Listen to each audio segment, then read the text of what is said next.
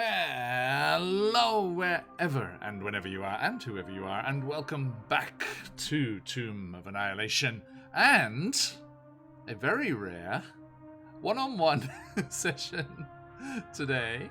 I thought we were going to have two adventurers with us, but we have not. So, we have Amaris.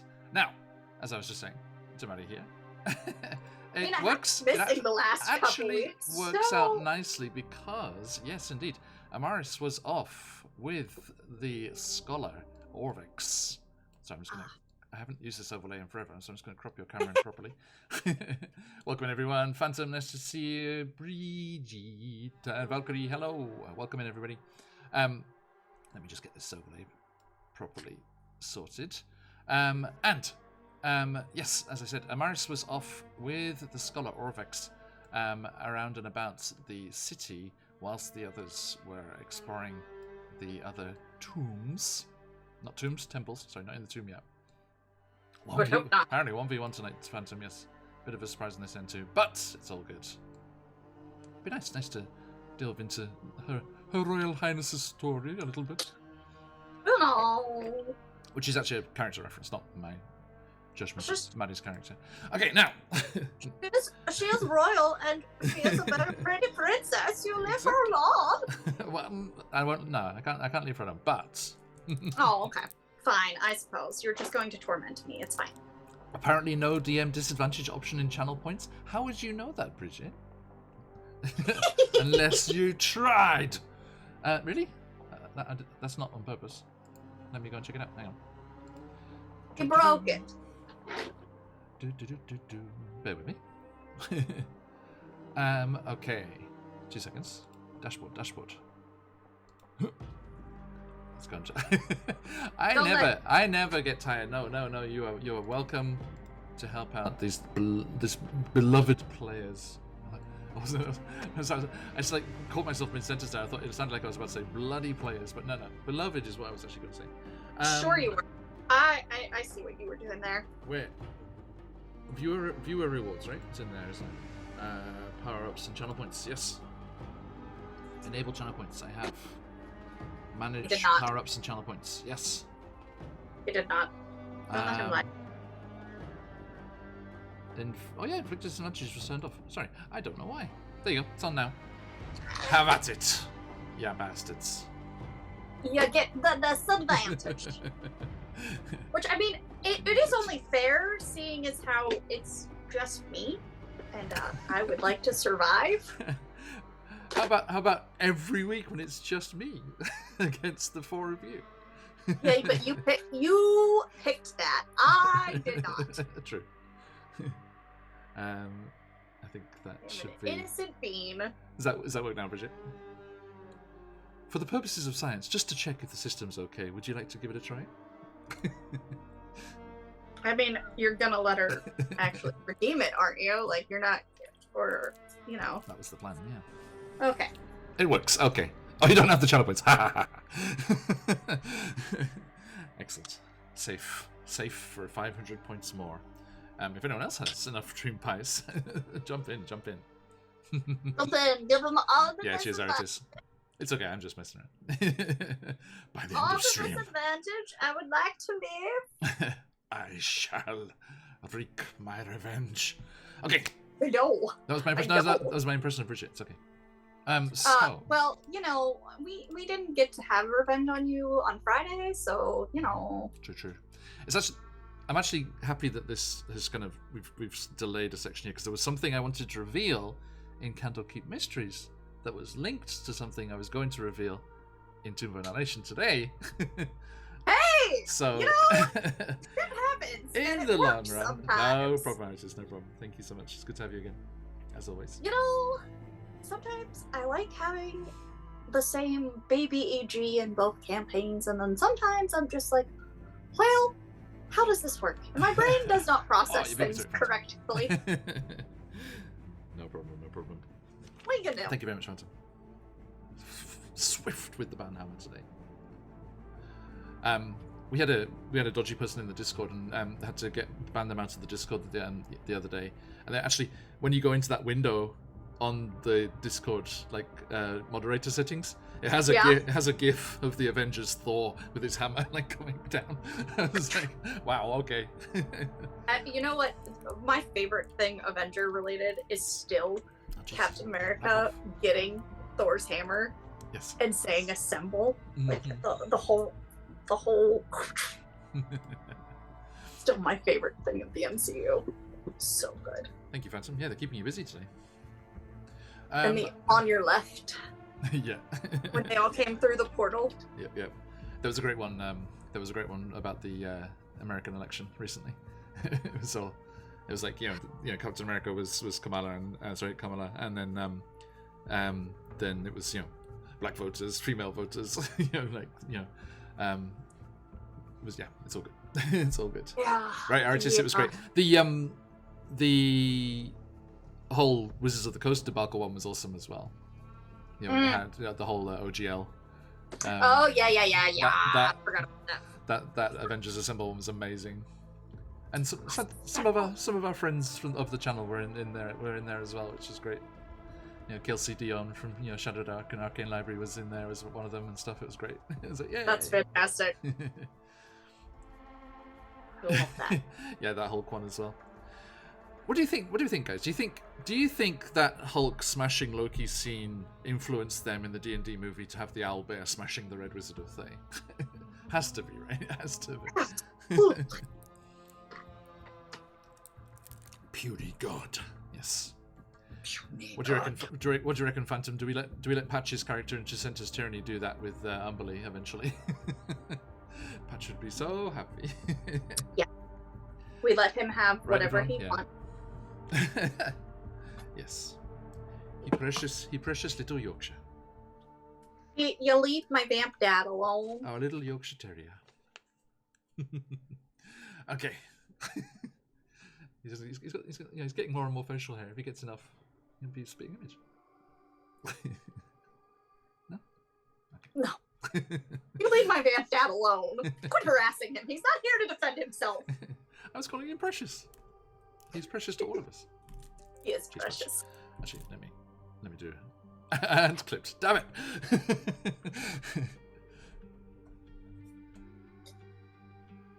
The things I do when I feel safe with it being 2 a.m. British summertime. Yeah, no. Do you think that the QJs are going to let you get away with this slander? No. Phantom, I'm outnumbered. Help. Which is funny because it's just me. Bridget there, no, Bridget's there as well. Valkyrie's there as well. It's just me. I feel like I'm going to pay dearly for this. But okay. Like cute little teenager is all by herself. All by myself. Right. Okay. Speaking of. Oh, thank you, Phantom. Cool. Yes, Virtual Greyhawk Con coming up soon. Check out all the cool stuff going on over there with our friend Jay and everyone getting their stuff going on. Okay, so friends. Yeah. We are in timely background image. Somewhere. The Lost Somewhere City. over the last 2 sessions. Indeed. The Lost City of Omu. Yes. Not this time, I'm afraid, to answer no. And the party are here because they have tracked down the source of the dreaded death curse. And it is said to be hidden in a tomb of the 9 gods beneath this lost city of Omu. Although our friend here, Amaris, has another reason for returning to the city, as they are the eldest living heir to the throne of Omu. That would be me. Something that the various members of the Arakokra settlement, high up on the cliffs of the jungle to the north, that were raising you, were preparing you for, which is why you have the ability to read some of the cuneiform etchings and writings around the ruins of the city. But it is not deserted. Lost, maybe. Forgotten by many, maybe, but not deserted by any means. They have discovered throughout the ruins and the vegetation that is taking back the jungle from taking back the city to the jungle. And they have realized that it is full of life. There are dinosaurs, an evil group of UNT led by the ex-warlord Raznisi, who that was guy. a powerful necromancer and responsible for the teeming hordes of undead rampant throughout the jungles of Chult, abandoned as his powers were stripped from him when the god Ubtao left this land. But seeking revenge against the city of Mesro, who had cast him out, he came here to Olmu, discovered the UNT, and became their leader, undergoing a transformation to become one of the UNT and lead them in their quest to release Dendar, the Night Serpent, and bring about the doom of all of the world. That was one group. Also, prowling through the ruins, we have There's some words. little veggie pygmies, the Those guys. froggy folk of the Grung, defeated now and driven from their temple, with their greedy, malicious king at the fore. Retired tabaxi hunters seeking a glorious demise, hunting the monsters and dinosaurs of Olmu. And somewhere out there, a group of red wizards of Thay with Nair and Owlbear in sight to smash them into the cobbles, as they also search for the cause of the death curse, this so-called soulmonger that is rumored to be beneath this city. They have discovered a scribe employed as a guide to help them search for the way into the Tomb of the Nine Gods, but left for dead when the UNT attacked the group of red wizards. But our heroes rescued them, and they are brought back to health, and it is Orvex and Amaris that we see traveling around, moving around the city together, as the scribe was delighted to hear that Amaris was who they are, and is very keen to see a resurgence and recovery of the ancient Olmuan line. So, Amaris, over to you and Orvex. Sorry, folks, with this just the two cameras version, I don't have a version with the VTT on it as well, I'm afraid. Sorry. So you're just going to have to. I think I could. You get to join me because I am technologically challenged this week without the stream. So you get to use your imagination just like me. There you go. Theatre of the mind. Yes, Theatre of the mind. Okay, and also, so just before we jump into things proper, everyone, we do have a nice coupon for Trollord Games to give away. If you want to check out all of the cool digital offerings they have for their own Castles and Crusades game, a rules-light D&D equivalent style game. Jump in on that, ! Enter in the chat. We'll draw a winner at the end. Get that coupon over to you there. And grab a PDF of your choosing. Alright, so. Good luck, Aritis. Okay. So. You are. Let's see. Did you see? And did you actually, when you were less technology challenged, did you see Scarlett's beautiful addition to the lair, the Cobalt lair? Oh. It's very pretty now. Oh, of course it is. It's Scarlett. She beautifies everything. It is because she kept forgetting which building it was in that Which northern building section. it was. So she made it very obvious. There is now, in Technicolor, it says lair down the top of the roof, and there is a picture of a kobold with heart marks around it. It's very pretty, very pretty. I also forgot what building it was, so I just went along with whatever but it was saying, and I'm just like, yeah. And there were two there with exactly the same roof as well, which didn't help. Mm-hmm. It's confusing. Indeed. Okay, so whilst your friends are off plundering other temples and trying to find the puzzle cubes needed to open up the entrance to the Tomb of the Nine Gods, you, Amaris, decided, talking with Orvex, that it would be good to try and hone your knowledge of the city, hone your knowledge of the original people that lived here, so that you can be more useful and, beyond your ability to spot traps and fight and all that goodness. You want to, be as useful as possible once you're within the tomb itself. Yes, I do. That would be great. Mm-hmm. So, traveling with the party up to that raised walkway, the main thoroughfares that run north-south through the city, you travel up there with the others, and then as they head off towards the south and the temple down there, you and Orvex are heading on your way. He turns to you. He's got his kind of slightly ragged robes and things on, still slightly torn from when he was buried beneath that fallen wall, but now fully healed and exhaustion gone. He's got a few bandages still on where he was a bit beat up, but he turns to you and he's like looking all excited. He's like, so please just for today, while it's just the two of us, can I call you Your Highness? Do you have to? It just seems proper. But I really don't like it. Okay, no problem. So, because I don't. So here's the thing, and the reason I don't like it is because even though technically I'm supposed to rule this place, I haven't earned it yet.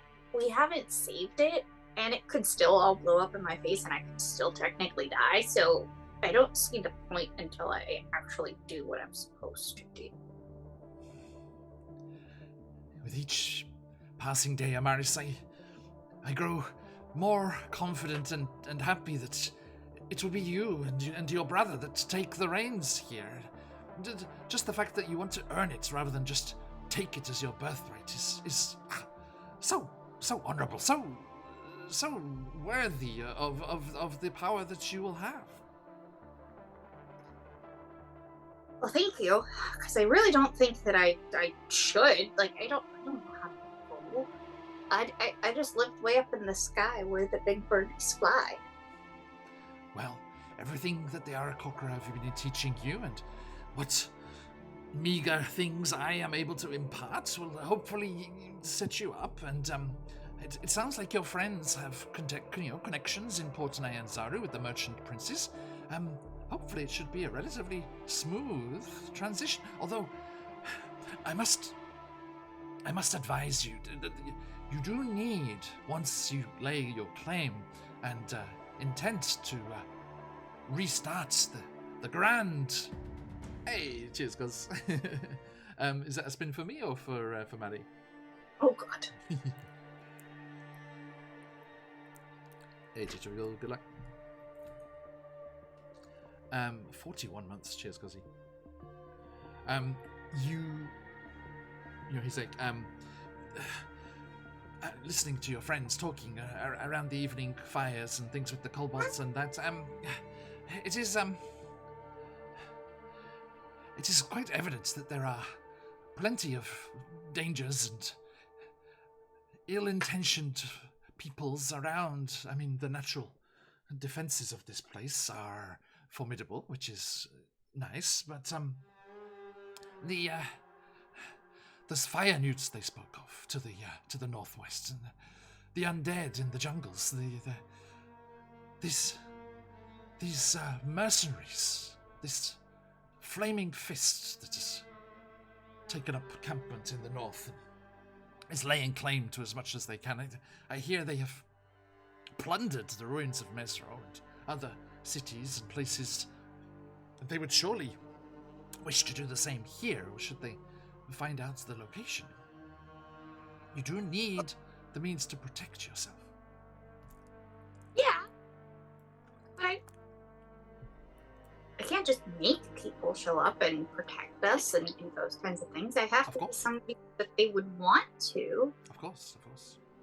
Perhaps if the rumors of the wealth and treasures of the tomb beneath our feet somewhere, and he looks down at the cobblestones, if they are anything near true, then perhaps we can hire mercenaries for the interim and then later on, once you have a populace and those willing to protect the rights to be here and to thrive and prosper, then perhaps... I mean, do you think there's any truck to what's your Cobalt friend Waku is saying? What was he saying? I try to tune Waku out a lot of Fair, the time. fair. I only have to hear because he repeats everything I say. It's vexing. If he is truly destined and on the path to becoming a dragon. All about him being a dragon. Oh yeah. I've seen it. He is kind of becoming a dragon. So I don't know if he'll be a big dragon or if he'll be a cobalt-sized dragon. But I mean, I'm trying. That would be a formidable guardian. I'm trying to keep the people that I've been with here. Hugh is hopefully going to stay and be an advisor, and I told him his people because I'm pretty sure he said that they don't have a specific home. I don't remember the exact details of why they don't have a space, but I told them that they could stay here. So I'm afraid I do not have privy to that information. I don't remember. I think he told me that, but I could be wrong. Wouldn't be the first time. Okay, sorry, I'm just sorting something here. Cos gave me a spin of the wheel, but we didn't have the wheel on this overlay. So let me just sort that. Okay, good. You can get the magic wild surge, and I cannot. We shall see. That worked, yay. Random companion. A random companion? It was unfortunately clipped, so it didn't actually show that it said random companion. It said it was random companion, I swear, everybody. How do I... We'll just have a random companion with us on this journey? Okay. Cool. Yeah, Orvex is going to get a new buddy. Okay, let's... let me get this centered properly. Boop. Okay, hopefully that's cropped properly now. Make it a giraffe. Why a giraffe, Maddie? Because it's my favorite. Oh, okay. I was like, what's the reference? I do not get the reference. Jaffies! Giraffes are cool. Okay, Cobalt Fight Club. What do I need to roll? A D28. Roll 28. Boop. 21. Cobalt Fight Club, CR0 Beasts. Let's check it out. Cobalt Fight Club, where are you? There you are. Doo-doo-doo. Okay. Welcome, everyone. Good to see you, Daisy. Hope you're well. Thanks for checking in over the weekend. Shez, who's on the channel here, and he's in Iwaki here with me. And my oldest son, we went to... do you know FMX? Do you have FMX in the States? I think so, right? What is it? They have those dirt bikes that, and they go off the ramp and they come off the bike and then go back onto it midair. Yeah. There was a big FMX and music festival way up in the mountains yesterday. Anyone on the... Is that where you were? Yesterday. Was it the... Okay. Yeah, we went up there yesterday morning. Anyone who's in the Discord, I popped a video of in the chat there. Okay, here we go. CR0 21. I think there's 10 per page, isn't there? 2, 4, 6, 8, 10. Yes. Okay. So. Okay. FMX. Sorry, it's FMX. It's motorbikes, not pedal power. Like dirt bikes. Check out Artis, you're in the Discord, right? Check out the video I put in the general chat. Yeah. Anyone who's not in the Discord, jump on in. There's a link in chat somewhere. There is right now. Okay, so Orvex, you see, seems to be picking some seeds off a long piece of grass that's growing up out of the cobbles, and he kind of sprinkles them in his pocket. What are you doing there? Oh, what are you doing? Well, I was healing up my wounds and enjoying my convalescence with our cobalt pals. I rescued a little friend from their cooking pot. And I guess by continuation there, I rescued you from eating it too. It was stew that they cooked up for you one night. What did you rescue? Oh, this is marmalade. And he pulls open this little satchel on the side, and there's a orange and white kind of mottled rat. Are you meaning to tell me that was in the stew? No, because it's in my satchel, and it was going to be in the stew. Okay, thank you for saving me, because I don't like to eat rats. You're welcome. And marmalade doesn't like being eaten. Yeah, I would assume not. Does marmalade talk, or is it just a thing that sits in your satchel?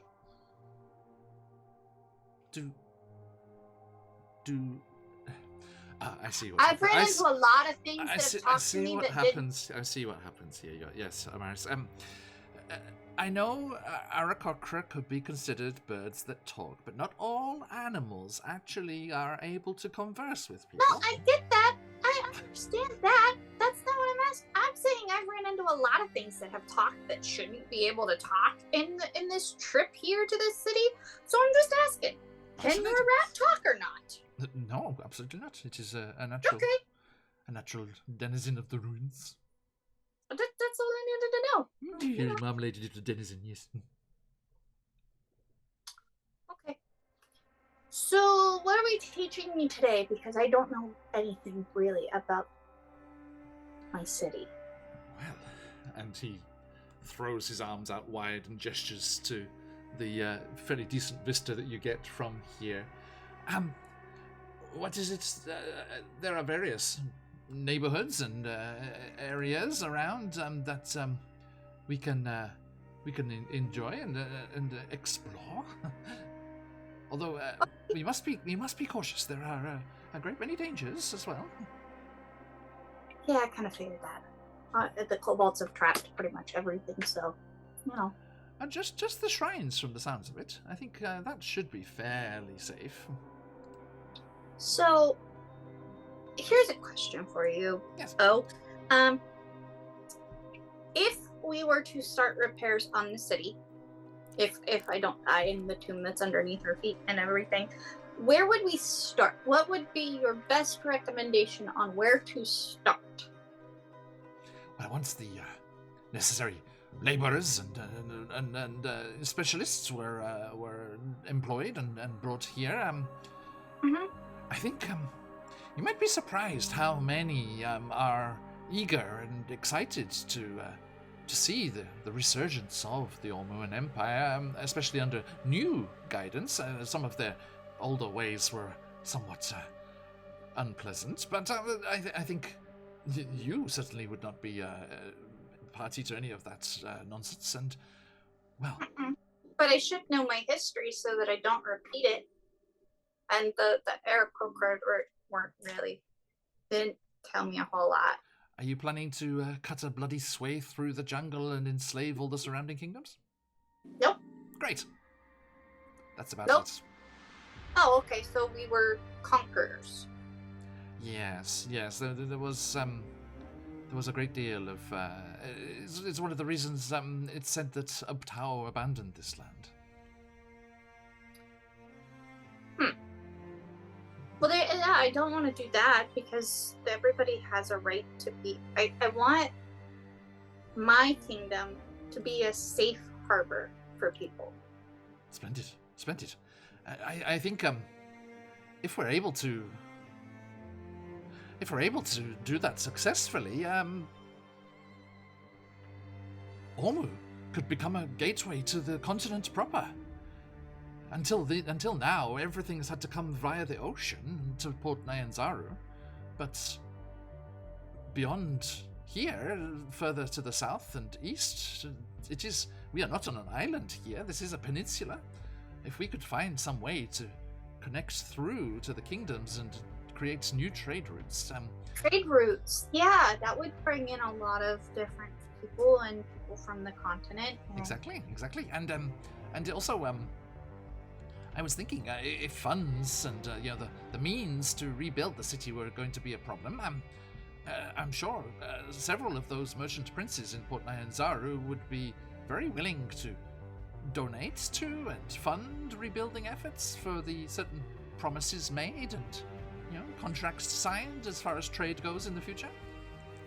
I was gonna say, you better not be trying to marry me off to somebody. Ugh, no, that's repulsive. Thank you. I agree. I'm too young for that. Yes, for starters. Well, I guess different people have different beliefs and stuff. So, but yes, too young for that, in my opinion. I would like to go on adventures and make sure that I am a good ruler before I do that. Well, and I don't want some guy coming in and trying to tell me how to run my country, my city, country, however we refer to this. Indeed. Now, enough of the far-flung future. What about right here, now, in front of us, huh? Yeah, I thought you were going to show me around. Well, I don't know where I'm at. Where would you like to go? You're standing like atop the walkway near where the lair of the kobolds is, and he gestures north. He's like, I believe you think you discovered the entrance to the Tomb of the Nine Gods to the north there? Oh, yeah, we did that, and it was, I was right. It was a bad idea, and I didn't think we should do that yet. But, we found it. And he points kind of to the northwest corner of the city up towards the cliffs there, and you can see there's that raised like Colosseum, like amphitheater kind of thing. Mm-hmm. It's like there is the entertainment district over in that direction, and there are areas to the southwest I believe your friends have not experienced or explored yet. There is the royal palace, but from all reports the UNT have taken over that area, and we shouldn't mess with that, I feel. Yeah, probably not. Unless we want to be captured and sacrificed. No, that would be a team effort. Like, we would need to do that as a whole team. Well, do you know how to do magic, just or like fight just in case we get into something? Or because if we're gonna do that, then if you can't, then I want to make sure that we do something as docile as possible. Well, I was invited here as a guide and a scholar, sharper of mind than of blade, I must say. But well, I'm quite swift myself with the blade if it needs be. I used to dabble in some of the things you specialize in, Princess, before I took to the books. So I just looked at his character sheet. He's actually a rogue. He's got cunning action. He's got cunning action and sneak attack. So welcome, folks, to Oops All Rogues today. I was assuming he was a wizard. That's why I was like, what can you do? Right. I wonder, is this? I don't know if this is like a PNG. I love the fact that he's a rogue. That makes me very happy. Right. I'm not sure if this is a if this is like a PNG file. It's like got no background. I can stick it on there. Right, artist, and it works too because there's so many versatility amongst the types of bards. You can pretty much get all sorts of types in there. Let's see if I can grab our friend here. I need to grab your token as well on this overlay. Hang on, let's get this sorted. Let's do this properly, folks. What's proper? Who designated proper? Quite. Okay, what do we want? We want this first. We want your token. Where's your token? I don't know. Where'd you put it? I found it. It's over here. Ah, there's Amaris. And if I quickly grab this. I'm gonna do a very janky. Oh, it was see-through already. Nice. Janky.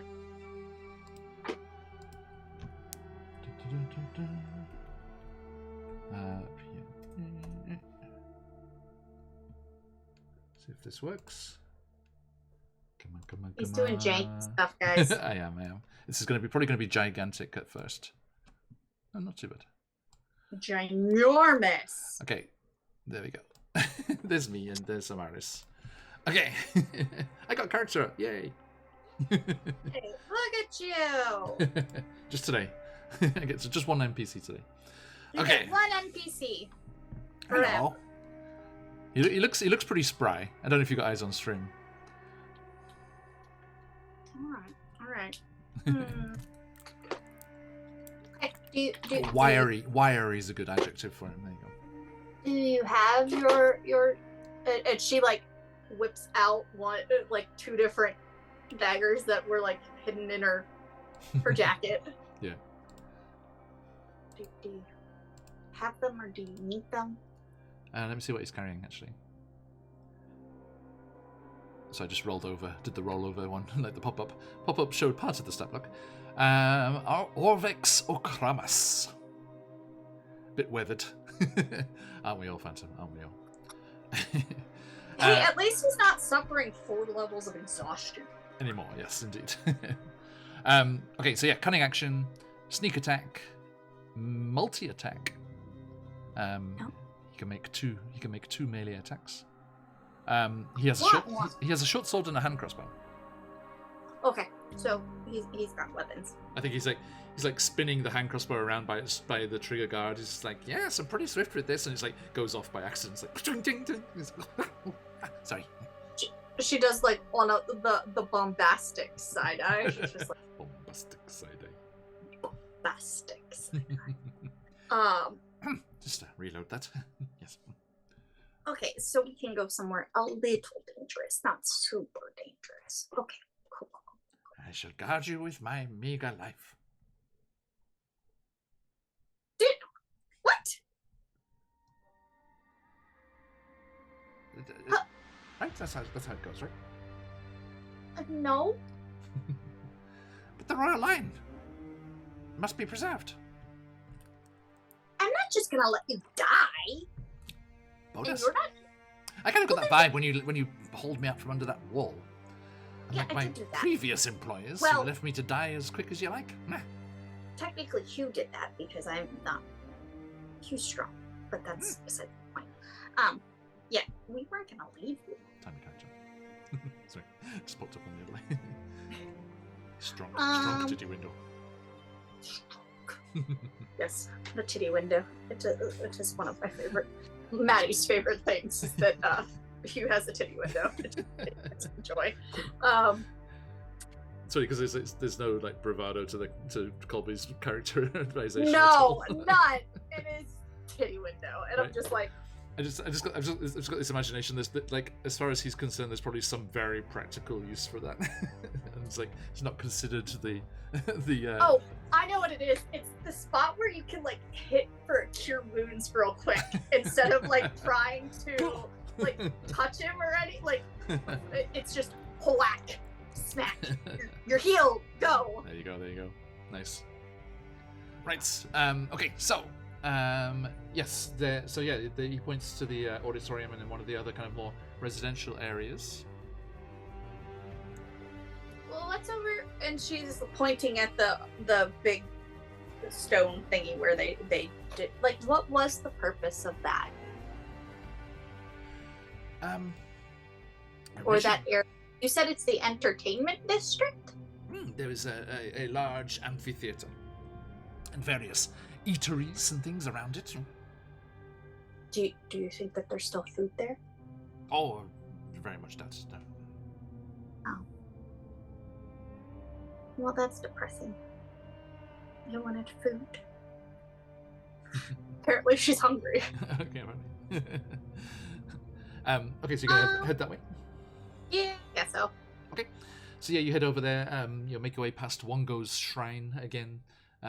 Where those scary devil monkeys were, and clamber up over the western causeway, and down, and kind of start making your way through the overgrown streets, and you see in front of you a ruined amphitheater looming over the surrounding buildings, with vines clinging to its steps and animal statues lining the stands. Like the animal statues that have been all around in the temples? Not the trickster gods. No, just various just regular natural animals. animals. Okay. Mm-hmm. And the muddy ground outside the amphitheater is stripped clean of vegetation, and an eerie silence hangs over the area. No birds cry, no insects chirp, nothing stirs. In markedly different to the rest of the city. Could you roll me a D100, please? Yeah, I can. I was just gonna ask if I could do something, but I'll do a D100 piece.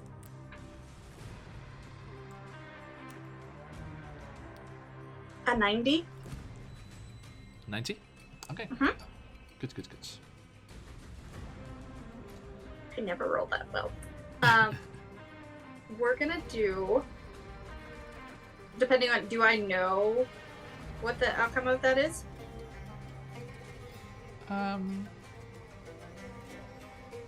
Not immediately, no. Okay.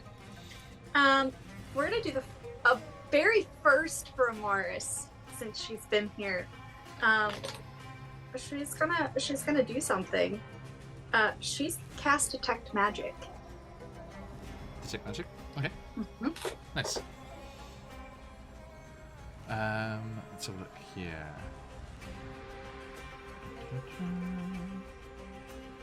You do sense something. There is a... what kind of aura would that be? Bear with me, folks. I do have the schools of magic here. So, that's the DM's curses every time. It's like, Detect Magic. It's like, oh, what aura is it? And you get those modules sometimes where it says, if Detect Magic is used, it gives off Conjuration Magic. Oh, thank you.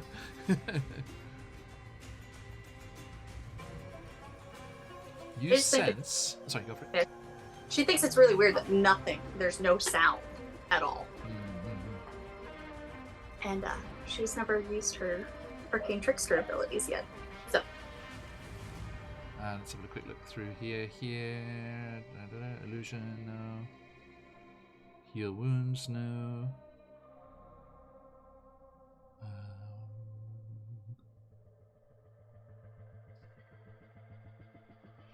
Okay, I think...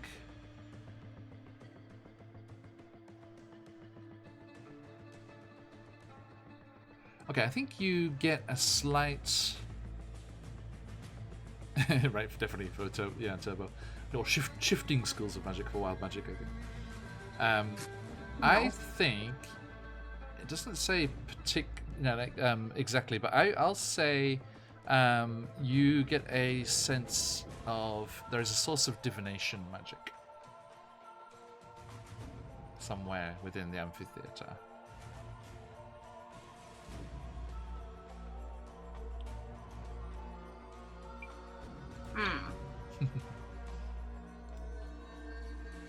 I think it's really weird that there's no sound. It is very quiet, yeah. But and she looks up at him and she's scrunching her face, trying to figure out what the magic is. Does divination magic mean anything to you? Divination magic is used to glimpse the truth behind things, see glimpses of the future and past. Okay. Because it's giving divination magic. Perhaps there is some relic or something left behind? Maybe.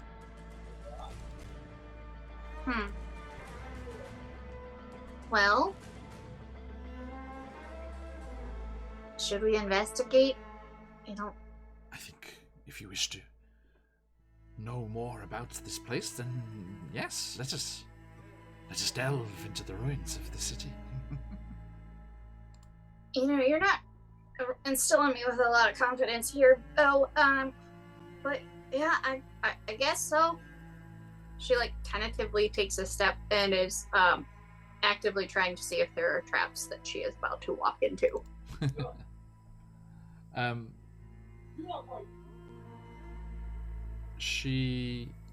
Give me perception or investigation. Which one's better? I think it's perception. Yeah. That would be a 21. Nice. The Digidice are agreeing with me today. For a change. You do not see any traps or anything, luckily. But, quote unquote, you cannot fail to notice the giant clawed footprints in the mud. From toe to heel, each footprint spans more than 5 feet. There's a dinosaur in these mists! And closer to the ruin, we start to find long, slender feathers in scarlet, orange, and green hues, and heaps of dung large enough to bury a dwarf. Where's bag of nails when I need them? I don't have a message. That would be too convenient. Orvex is looking at the feathers, oh, that's fascinating and interesting coloration and design. They're dinosaurs. Do dinosaurs have feathers? Yes, indeed. Yes, some of them. Yes. What kind of ones? They're not the Triceratopses and the various beasts of burden and things that are used around Port Nyanzara and things tend not to, but some of the larger ones, the Tyrannosaurus Rexes and the like. Okay. So, based off of what I'm seeing right here,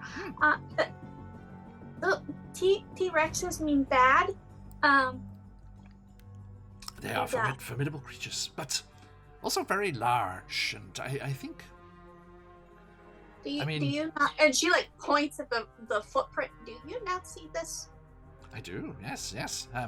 He also got a 23 on his perception. He goes very still, and he's, looking around, closes his eyes. Whatever manner of beast caused this and frequents this area seems to be away hunting. So you're telling me we can explore and not die?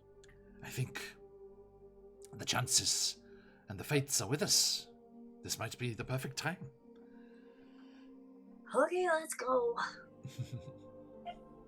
And you start to creep carefully towards the interior of the amphitheater. Yeah. It's an open-air, semicircular structure with tiered seats overlooking a ruined stage. Okay. Orvex says that the Ormoans used to use it for public debates and plays, both of a comic and tragic nature. There are various dark openings into tunnels and chambers which seem to be beneath the stone tiers of seats. And let's have a look here. The sense of magic seems to be coming from within those chambers beneath the seats. Yeah, she would go. She would follow the magic. Okay. Let's have a look here.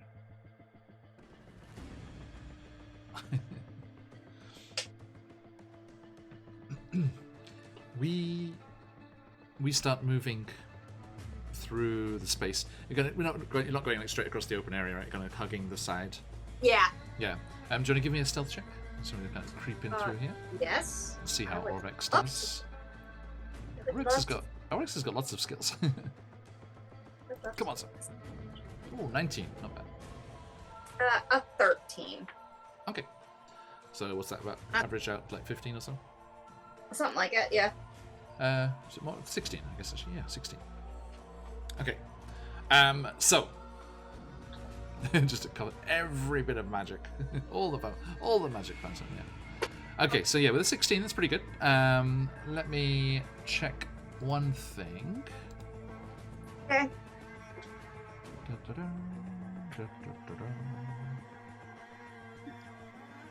Perception is wisdom, right? Yes. Yeah. Okay. So yeah, we're creeping around here, and it seems that we are not the only ones that are excited that the T-Rex is out hunting. There seems to be other creatures that lair in these smaller areas underneath the stands that seem to come out and prowl around a bit. But because the two of us are so kind of hidden and still against the shadows, they do not notice as they come prowling out into the sunlight, their eyes blinking, as we see two Deinonychus dinosaurs. Oh, good. Right. Dinosaurs. Yep, sure. Mm-hmm. Where's Bag of Nails when I need him? It seems the magic source is coming from their lair. Okay. So you think they might be responsible for hunting and taking out a few adventurers in their time?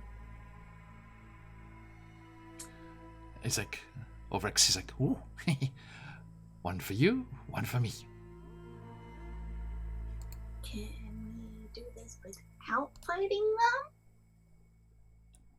them? We could. But what if we're, retrieving the treasure from inside and they sneak up behind us? You're just itching for a fight after you got your ass kicked, aren't you? I to stretch out the kinks a bit, Yeah. So remember how I'm real sneaky? Yes. You know the person that makes sure that I don't die. They're not here. I am here, Princess. Can you heal? Cause Embra's not here. Time is a great healer, as I have discovered. Should we suffer any little scritches or scratches, I'm sure we'll be fine. Yeah, but we don't do little scritches and scratches. We do, like, I'm on death's doorstep 90% of the time. And then Ember gives me a little pat on the back and I'm okay. But they clearly haven't discovered us here. We have the element of surprise. Oh, good God, okay. I don't know about you. I always found my attacks are more efficient when we are surprised. Yeah, when you're being sneaky. Yeah, obviously I are too, but that's besides the point. The point is, I don't want to die before I actually get to do anything. Have you got stream open? I popped. There's a token for the Dionysus there. How big are they, Phoenix? They're just medium, so they're kind of like emu sized, should we say? Okay. Good luck in the giveaway, everyone. So they're kind of like orange scales, and they do actually have some feathers along their crest and along the spine as well. Like longer back legs and smaller clawed front legs. Look not quite as useless as T-Rexes, but Okay. And they're kind of sniffing and prowling around. Inspiration for Amaris, thank you, Daisy. Aw, thanks! Do we have crystals on this overlay? It's fine. Just make a note of it. Yeah. Thank you, Daisy.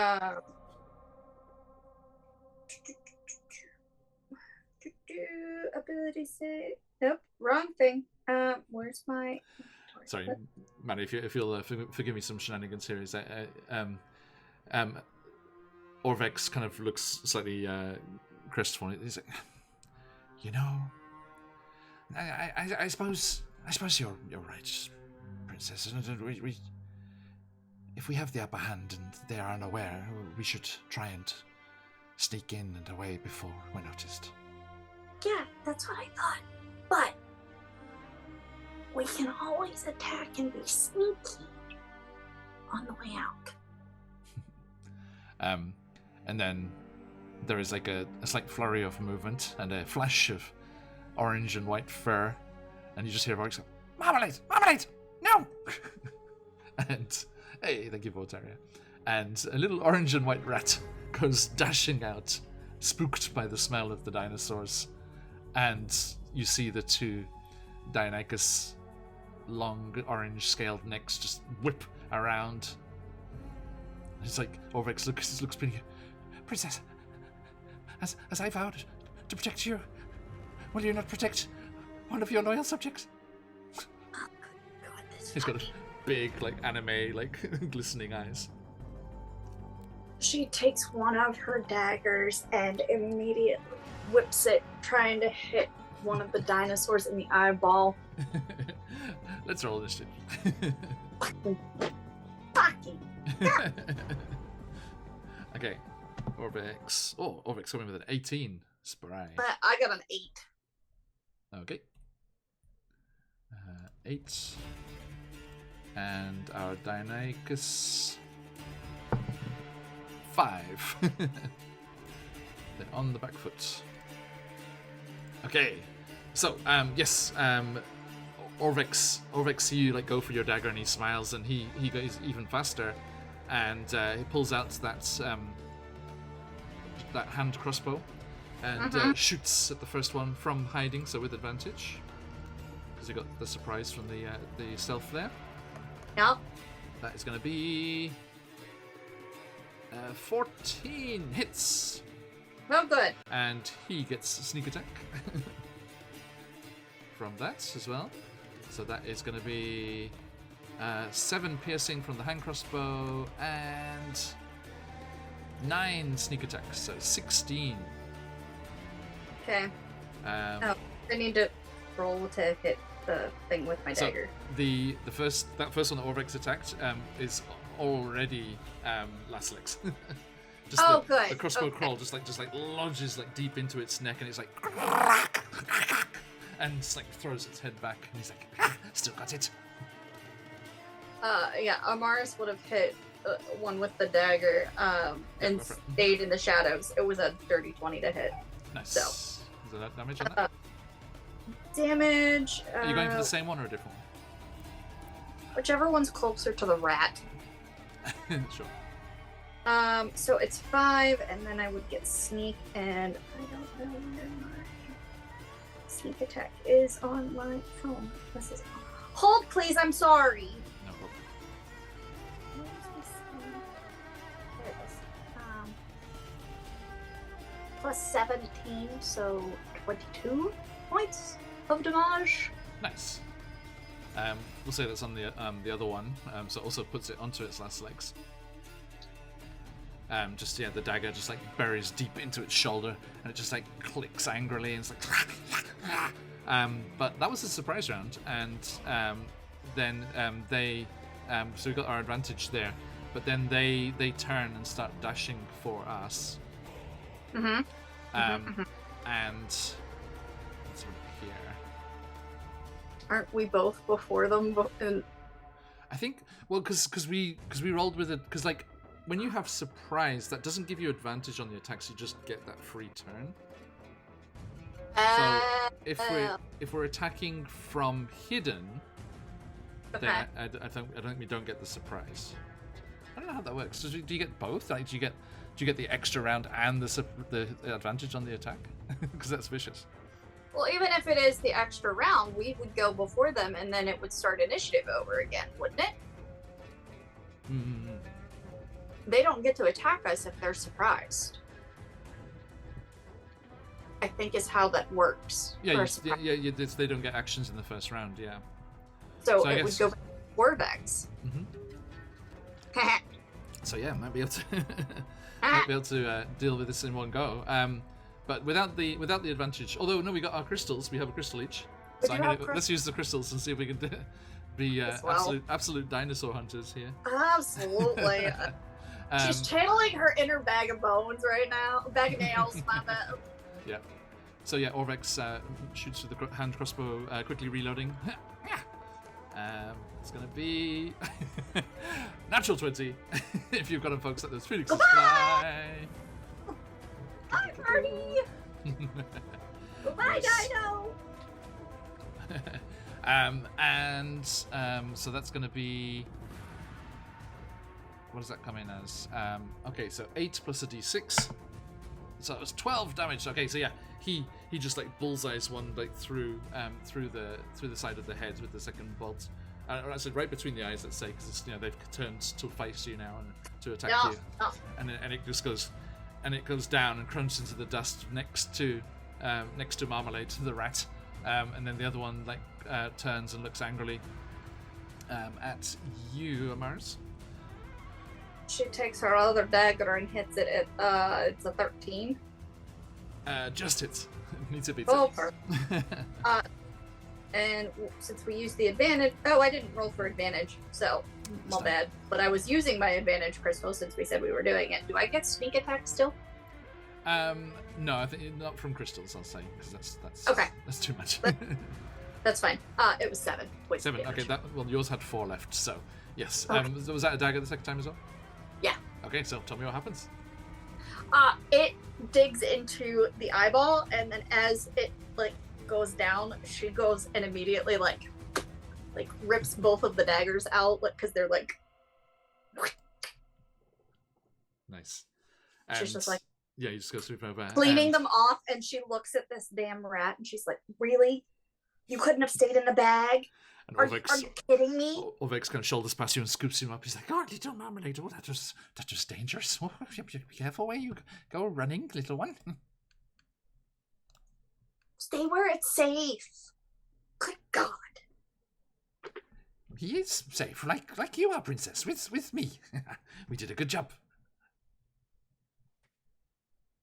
Yay! She's like a half. This is like the half-assed high five of high fives. Because she's just like, that was not the plan. Reclaiming the lost city. Oh. No. She follows. She goes into the lair duck in. No. Yeah. So you go in, and there's that immediate temperature change as you come out of the glaring sunlight. As it's the sun's risen up above the cliffs and jungle high up above the city, and pulls her hat that she has, and she's like. And there are crumbling stone walls and kind of dust and rubble on the floor of these ancient tunnels and spaces here. It seems that there are stairways and kind of curling up to the stands above. This is where people seem to come in and clamber up, and there are some old chambers. It seems they used to keep goods and props and things for plays and all sorts of things here. Just the general kind of running of the amphitheater. And it doesn't take you long for the two of you kind of prowling through and to find the lair of these two Deinonychus dinosaurs. And you see scattered amongst some various bones and dented, rusted pieces of armor, and there are a few nice-looking trinkets and things of potential worth. Yep. And the ones that immediately spring to attention, there is an electrum platter inscribed with images of Chelton feasting rituals. And the figure at the center of this feast, kind of magnanimous spreading of the arms, partake of these delights, has a very striking resemblance to your good self. What is this? Oh, what is it? Looks like one of the, perhaps a harvest festival or some sort of rite of the passing of the seasons or something. And yes, I'd warrant that is one of your ancestors in charge there. Oh, okay. Weird. And she does one of these Yeah. It's like looking in a mirror. It is fascinating. Yes. Do all of you in your line have that similar look? Any? I mean, my brother likes to think he's a bird, so. Any variation from the family kind of appearance? Any changes along the line of things? Are you asking me if I don't always look this way, or what? She kind of gives him more side eye and like, what are you getting at here, buddy? Oh, no, never mind. No, matters not. Now. And you sense that magic beyond him, and you see that there are a few more trinkets. Like there's an Omuan death mask, which is decorated, coloured gold. Oh, by the way, the platter's worth 25 gold pieces. If you want to make a note of that. Yes. But this death mask is worth 250. Does it do anything, or is it just worth a lot? This one's not where the magic's coming from now. Okay, so we have a death mask and a platter, 250 gold, and a platter, which is worth how much was it? The platter was 25, and the death mask was 250. Okay. Well. And let's see.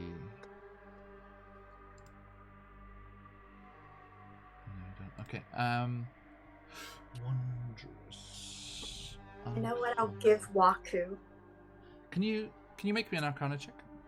Yeah, I can. Maybe. I know what I'm gonna give Waku, just because of the kindness of my heart.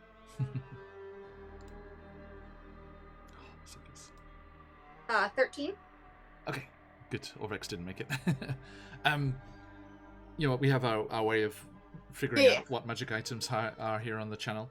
Common ones are known to everybody. Uncommon ones, such as this item that you find, where this is the source of the magic, require a DC 10 Arcana check by people who aren't proficient. Fun! So a 13 does it. You have seen depictions of these and heard of these from the Aarakocra in your studies. This is a helm of telepathy.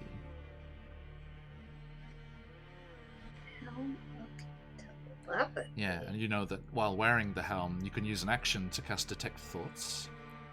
And as long as you maintain concentration, you can use a bonus action to send a telepathic message to a creature that you're focused on. And it can reply with a bonus action as well.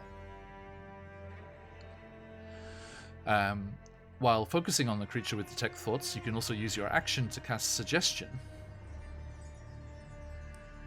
That's once a day.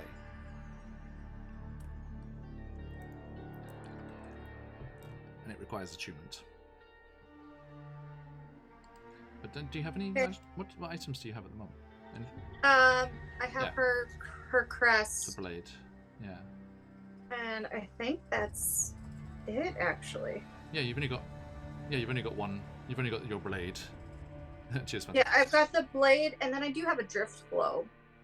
Right, but that doesn't need attunement, so you're all good. No, the blade is the only thing that I have that has attunement. Yep.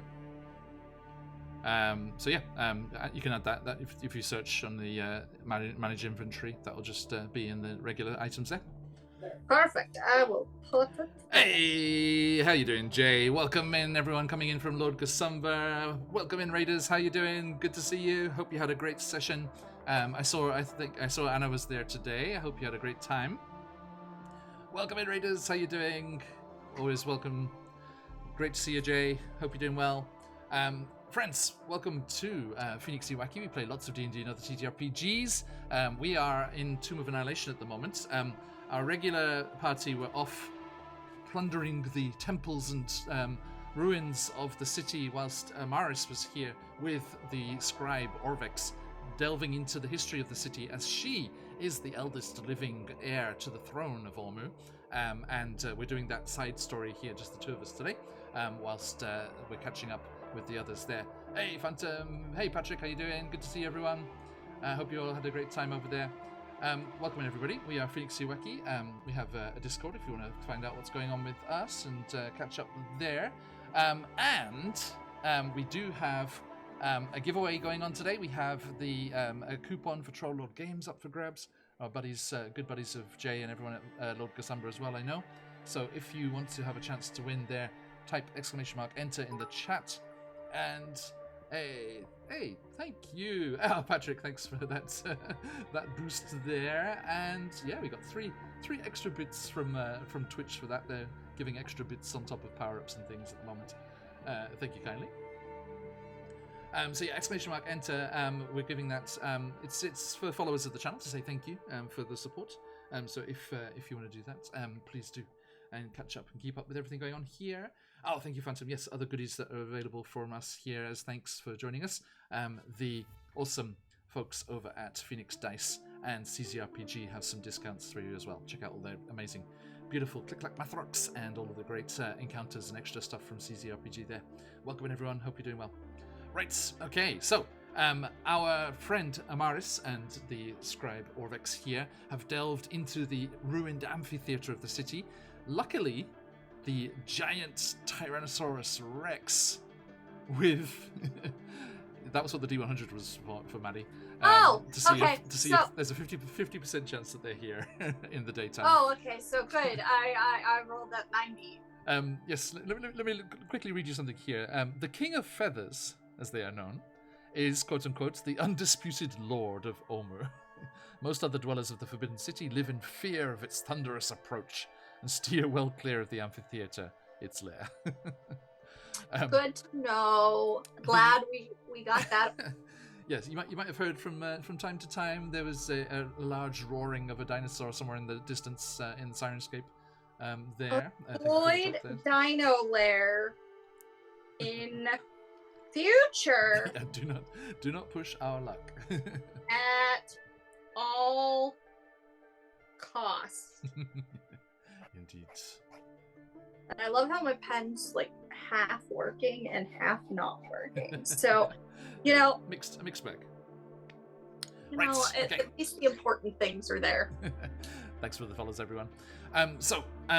You've gained these treasures of the ancient Omoran Empire and this helm of telepathy as well, and you are able to sneak back and away if you wish.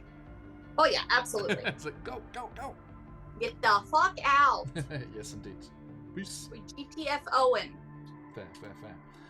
Okay, so yeah, the two of you skulk back out through the tunnels and into the glare of the sun beating down from above, and are able to abscond with your treasures away from the amphitheater and the dangers therein. Good. Now,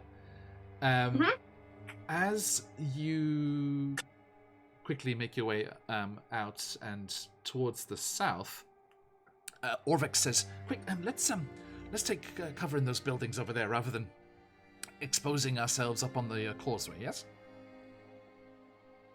Okay. Sorry, poor choice of words. I mean, being out in the open on the causeway. Yeah, but we did that before and it was fine. Yes, but now we know the dangers here. Whatever left those footprints and feathers is not here now, but might return any moment. Oh, okay. Yeah, that's a very good point. Okay. Yeah. Let's do that. And the two of you go south and into the buildings to the south of the amphitheater there. Now, as you're making your way through the vine-choked buildings and crumbling walls, let's just see if you bump into any random locals. Yeah. Like, can we not get cannibals this time? That would be great. I mean, no promises. We'll have to see. What, D6? 2 seconds. I need a D20 first. D20 first. Okey-doke. I spoke way too soon with the digidice. It's a 9. No, that's good. High is bad for random encounters. Oh, okay. So if you get an 18 or higher, there's a random encounter. So you're good. You're good. Okay. So you start to make your way through the buildings there. It seems that the proximity of the King of Feathers and this whole area, you know, that silence that was very evident by the lack of wildlife and things around this area, has kept away other denizens of the city as well.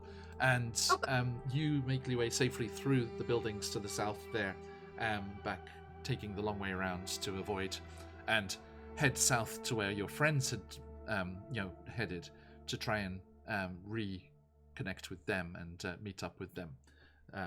You know, they were headed down to the south, hoping to find the Temple of... where did they go? They went down to the Temple of Shigambi to get the next puzzle cube. And they were planning to check out the southern entrance, which is like the only way that you can safely get down into the city from the higher levels without leaping down the waterfall or being able to fly like you guys could when you arrived. Oh, that's fair. Bonus. Now, as you're making your way through these ruins here to the south of the amphitheater, Orvix puts a hand up and gestures to crouch down, and he points into kind of an opening. There's like a thoroughfare between the ruined buildings, which leads to another staircase up to the causeway before that you were on before, and he points through and he's like, "Oh, look! There's some of the local tribes." And you see almost like a sparse chain of ants, you know how they come and go along the same route, like that, but not nearly as many as you would get in a chain of ants like that, just more sparse than that. But there's a little coming and going of veggie pygmies. Oh, are these ones that can talk or no? The only reason the ones could talk before is because you had that mold with you. Yeah, I know. I didn't know if these ones followed us or not, or if these were no, these wild veggie pygmies. Orvex thinks these are regular locals here. Remember, there are a lot of veggie pygmy tribes here in the city, and their backstory. Orvex and nobody else knows this, but just above the table, the massive crater where all the magma and everything is. Yeah. That was created when a meteor struck and smashed into the city, and then certain magical properties of that meteor caused the russet mold to grow, and then the veggie pygmies were born from that. So they're little aliens. they're basically Pikmin. Yes. Little Pikmins running back and forth. I love that. They're little aliens. Little aliens. That makes me so happy. Little aliens. I was sad. My Rhyme with the Frost Maiden crew, including Josh, never found the alien spaceship that's crashed. Oh, no. Never mind. Not least because it's got the little dwarf illithids, little pygmy illithids, little squid little guys. Your squibs. And laser pistols. But hey, that's another time. Oh, I know what those are. They're I don't know. The ones that we met, they could talk, but that was because I had a special thingy that made it talk, and then we mixed it, and now all of them can talk in that camp. So, yeah, they're veggie pygmies. That's correct. Yes, you are. Amaris, sorry. The several tribes here and there throughout the city, and they often conduct various interesting rites and revere the statues of the trickster gods and the like. It seems whatever these ones are focused on is that, and he points to where the little kind of chain goes, and you see in this little chain of them coming back and forth. Yes, sorry.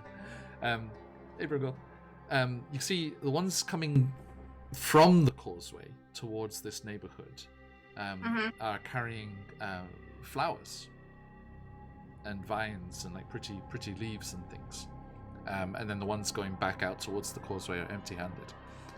And following the line and kind of moving and peering around the corner of the building, kind of Scooby-Doo style, you can see that there is an overturned wagon lying on the street towards the end of this little neighborhood, kind of cul-de-sac. And there are flower petals littering the ground all around it. And there is a bee's nest in the broken wheels, and the kind of little honeybees on it kind of lazily going around the flowers here. And some of the ones on the ground seem to be quite old and kind of rotting, so it seems like they've been doing this for a while. But there are freshly cut jungle flowers and harvested pretty things and things just hanging all around the wagon's like main tongue from the front of it there. They're giving the bees honey?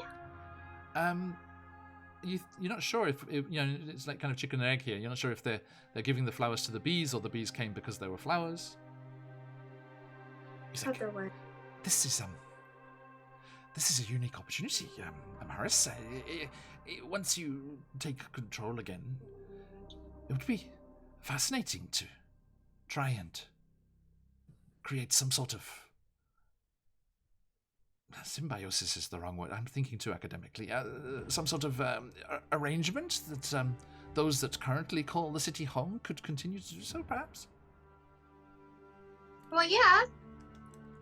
Unless they're bad people, and then they can't, but the veggie pigments aren't doing anything wrong.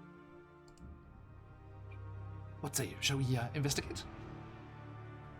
I guess so. And you make your way out of the shadow of the ruined houses there and over towards the wagon. As you observe the veggie pygmies, they are coming up to the wagon with their various like flowers and offerings, and they seem to kind of dart towards the wagon, leave the offering, and then quickly move away before going scuttling off. It seems they might be trying to appease something with these offerings. They don't want the bees to attack? Well, that would make sense. Potentially, yes, but I do not think veggie pygmies have any particular beef with wild creatures. Yeah, but bees hurt. As you get closer, you see that the area around the wagon is unusually lush and full of life. Okay. He's like, what do you think, Amaris? How should we proceed? It seems the veggie pygmies are offering things to the wagon. What would you like to do? I don't know, because I don't know what's in the wagon. Are we sure it's bees? I mean, there are bees. You can see them like there. Okay, but are we sure that's the only thing that's there? I don't know. It is. Can I investigate? If you go up to the wagon, yeah. I want to get as close to the wagon that will let me investigate without provoking something. Do you say that? I'm telling you Orvex. that. No, do you say that to Orvex? Oh, I want to get close, but I don't want them to notice that I'm there. It is. Stealth is not really an option, I'm afraid. Like in this, it's out there in the middle of the street. Perhaps. No, I don't care if the veggie pygmies notice. They're not going to do anything. They're nice. It's whatever might be in the cart. Maybe we should. Maybe we should offer something ourselves. Like what? Flowers seem to be the order of the day. Do you have flowers? Because that means we have to go find flowers. It's like all the buildings are just choked with creepers and vegetation and flowers. It's like, take your pick. Okay. And she just goes and cuts off a vine and that has flowers on it. And she's just like, okay.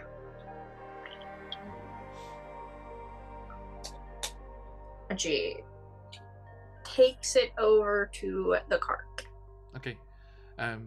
You start to make your way over, and the veggie pygmies become aware of the presence. They like look up to you and like kind of like skitter out of the way, and all kind of stop and kind of the ones that are coming from the causeway kind of pool up behind them. There's like this little backlog as they all kind of stop, and there's just this little sea of veggie pygmy faces like watching you. And you gonna slowly head towards the cart? Yeah. Okay. The bees don't react to your presence in any particular way. They're just happy, just buzzing around the flowers. You can see underneath the upturned cart, like it was kind of blocked by the side of it and the wheel from where you were looking at first. But as you get in front of it and to where the offerings are being made, you can see there's a mossy stone disc. Okay. On the ground underneath the cart. Does it have any writing on it? Well, are you going to make your offering and go up closer? Yeah. Okay. You do so, and you slowly, kneel down and place the flowers, and Orvex does the same. And as you do so, there is a swelling of the scent of the flowers, and it kind of changes into a honey-like smell. And the bees all kind of rise up from the flowers that they were currently interested in. And they're kind of slowly moving around in circles. And you see emerging from the moss-covered stone a small figure, just a little bit larger than the veggie pygmies. Gaunt, almost twig-like body, and a oval porcelain white mask covering its face. And Orvex just like gasps a little. He's like, "Oh, goodness!" What did I do? And there is. You kind of start a little as there's like a sudden flurry of movement and sound behind you. You look back and the veggie pygmies have all just scattered and run away. Hi? And this creature, like the white mask, just like to the side. And she like holds the flower out and is like, I don't mean you any harm. And it steps forward to the edge, again just looking curiously, takes the flower and like kind of puts it towards the bees. One of them goes to it, and it kind of reaches up, and it seems fascinated by your hair. Long hair like spilling out of your hood. Mm-hmm. And it kind of like see it? kind and of she like pulls her hood down. And it kind of starts back and looks to again, and then like hesitantly steps forward again and kind of like twirls and looks at the hair again. And you hear Orvex say, This is a chewinga. What? A chewinga. Gonna need more information from you, buddy. Can I do this? Oh, that worked. Nice. Yeah, there's a picture on stream. Okay. That's kind of creepy looking, but okay. These are desert ones. I think the ones in Chult are a bit different. They're more kind of wild, kind of wiry looking hair. Speaking of wild, hey, what fine. And these masks here. It's like they are powerful nature spirits. Okay. Creatures of the elements, living in plants, rocks, rivers, far from civilization. It is only the current status of the city that they would ever be here. Well, I mean, I don't want it to not be here unless it's a bad spirit, but it doesn't seem like a bad spirit.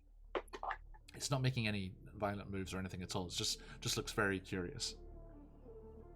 And she like turns her head and kind of shows the hair a little bit.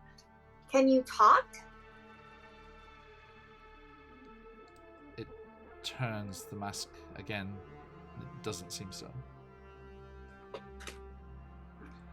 But it holds out its small palm, and a flower similar to the one that you offered it just magically appears in its palm, and it offers it to you. She sticks it in her hair so that she makes it very clear she means no harm. Mm-hmm. And it looks up at that, and then just clambers up onto your shoulder and sits there. The spirit's on my shoulder? Yes. Can you leave your stone, or can you come with me? And this is a tiny creature, right? So it's just just this basically kind of squirrel-sized, and you, when you say can you leave the stone, you kind of look back at the stone, and you do see there are markings on the stone. It looks like Olmoen. You recognize it. Can I read it? You kind of reach under and pry it out of the overgrowth and the moss that's kind of clinging to it, and you see that this it was half buried in the mud underneath the wagon, but as you look at it, there are concentric rings of inscriptions covering the surface. Some of them are in common, and others are in the jagged cuneiform of the Olmoen alphabet. And looking at the common, you see that this tablet, it's a proclamation from an Olmoen queen, so one of your ancestors, to rivals in Mesro. And it seems that because the Mesroans couldn't read the Olmoen language, it's written in both common and the old Olmoen. It reads, Queen Napaka proclaims that the free people of Olmu fear nothing. Brave new gods protect us, as Ubtao did before, but does no longer. Olmu will rise again, and Napaka shall reclaim all that is hers by right of conquest. So it tends to cement the kind of things you had heard before. But the bonus of this is that using this, basically this is our Rosetta Stone. Okay.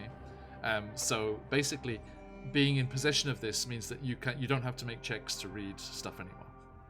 Because any symbols you don't know, you can find on this and link to the message and discover what the meaning is.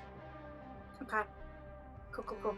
Yeah, she's like, pocket the stone, and she's like, "Can I take this and it comes with you?" It doesn't seem phased by that at all. She like sticks it in her pocket, and I was like, "Okay." Okay. And you turn with Orvex and this little Chewinga on your shoulder, and you start to move. And the veggie pygmies, again, like having scattered in fear when the Chewinga appeared, they're kind of like timidly like appearing out from behind plants and leaves and little blocks of stone and things. And as the Chewinga's leaving, they seem to rejoice. Like, yeah, we have been liberated from this terrifying creature. Which is like, it seems like completely, like it's not aggressive or dangerous at all. It's just that the veggie pygmies were just terrified of it for some reason. Veggie pygmies are very weird sometimes. Can be. Well, I mean, it makes sense. They're aliens. There you go. And you, Orvex is just like looking forward. It's like, you truly have the ability to reach out to all peoples. I know. You shall unite Olmu again and make it a great empire once more. And not in a nasty way like the old ones. Yeah, she like pulls the stone back out and is like, yeah, they don't seem like good people. So I mean, I can kind of understand why it fell. And you start walking away from the upturned cart and towards the staircase that leads up to the causeway, and decide to turn south and head down towards where you know your friends should be. You... Let's have a look here. Yeah, the three of you make your way down, and as you're coming down towards the end of that causeway, and the southern end of that causeway, the Chewinga is just kind of looking around and like playing with your hair the whole time. It seems to spook, and it just goes shoop, like does like a little kind of like magical twist, like old anime kind of, you know, cartoon twist, and like disappears into the stone again. And you look curious, and then your ears and Orvex also start to pick it up with your pretty high perceptions. You hear the sounds of fighting. Oh boy. What did they do? And you start moving quickly but stealthily, and reaching the end of the causeway and a large stairway that goes down to the grassy ground again.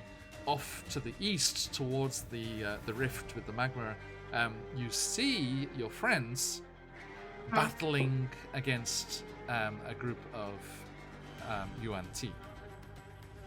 Now, there are a few different types. There are ones that have basically human bodies, but they have snake-like heads. There's a couple of those fighting you in the ruins of a building. You see Ember and Kai fighting against a couple. They have like snake-like. They have human heads and bodies, but snake arms, and they're like biting at them with the snakes on their arms. And then you see one that has a human torso and head, but then below the waist is a long coiling snake. And in those coils, you can see an unconscious kobolds. And Waku is unconscious and in the coils of this UNT, and it calls out, "Keep them back! We have the vessel! We shall return to the fane of the Night Serpent!" And it darts away, like Orvex like shoots at it wildly, and you can try whatever you want to try, but it slithers away. I don't have anything that'll reach far enough. All I have is a short bow. It slides away with Waku's unconscious form, and you can see Ember and Hugh trying to get to them, but the other UNT are like, you know, guarding the retreat and fighting them off. And wait, I do have something. I don't know if it'll work, but I don't know how far it goes. Hold on, I might be able to do something. No, not that. Spells. How far does it get me? Oh, it's only 30 feet. We're more than 30 feet, aren't we? Right, so. Yeah. And you see the other UNT clearly very, very knowledgeable about the terrain and the lay of the land here, and they're trying to, they block Hugh and Ember from going after. And you just see Ember say something to Kai, and Kai like flies up high, and is keeping an eye on where that UNT Malison is going. And the other, a couple of the UNT fall to Hugh's blades, and his echo is there as well. But then you see the other ones disappear into the ruins and rubble, and Hugh kind of chases them for a little bit, but then comes back, and you and Orvex rush down to join Ember. And he comes back. I'm sorry, I lost them. But, and then Ember's like, "It's okay, we know where they're going." And she points to Kai in the sky following them. Well, I guess we gotta go get our dragon cobalt back. Amaris! She looks in her bag and she's like, "I have something for it." What is it? But she like pulls out the plate, the dinner plate, and she's like, "For his hoard." Then we gotta get it to him then. And Hugh's like, "Yes, most likely from everything we've heard, they'll be heading towards the palace building and the temple there." Orvex says, "I wonder what the best course of action is." there is the ability to stealth in there, but perhaps we could talk to my previous employers. We do have a common enemy here.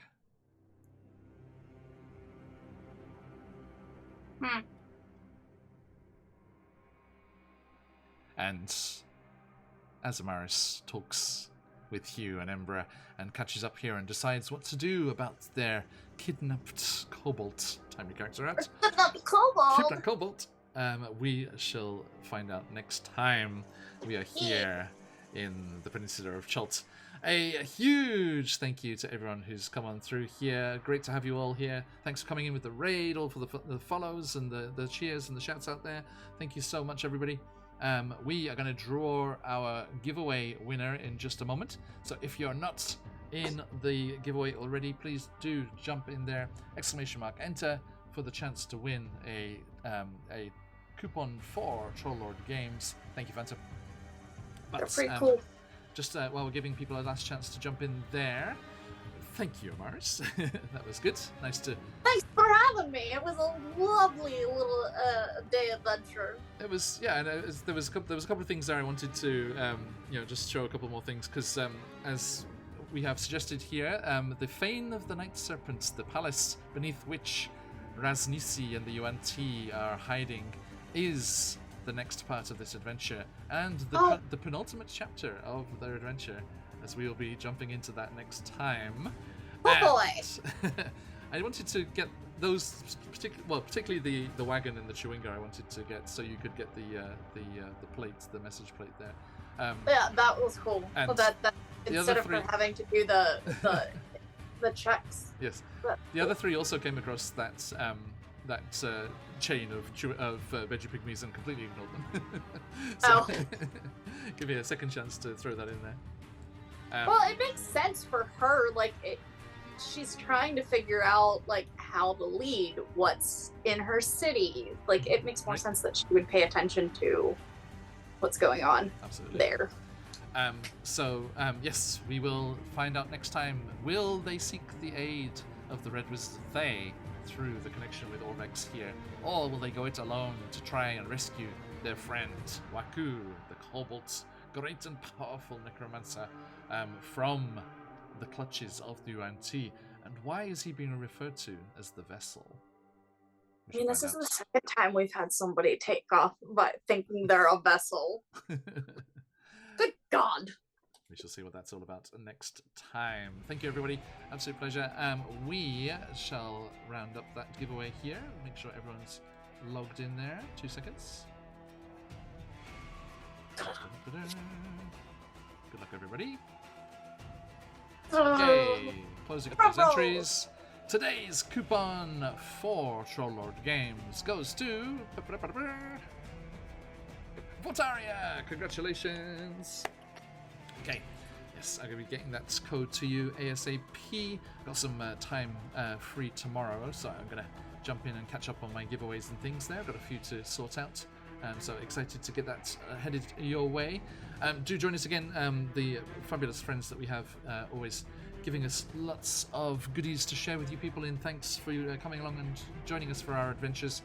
We are going to go raiding into Darling Creepshow, so do stick around for that. But before we do, where can people find you on the material plane, Amaris? Oh, there's that little place called YouTube where I talk about books all the time. You can also catch me here on Phoenix on Candlekeep Mysteries every other Friday, where I play a crazy pirate who is a cleric fighter. She's pretty dope. And occasionally I'm over on QuestJunkies playing a crazy vampire. So, it's good times. But good times all around, yeah. Excellent. Yeah, socials is the YouTube, TikTok, Bookstagram, Thank you. Basically books. Excellent stuff. And we are PhoenixUK. We play lots of D&D and other TTRPGs. We'll be back later in the week, Tuesday evening or Wednesday morning, depending where you are in the world, with our fabulous Humblewood crew.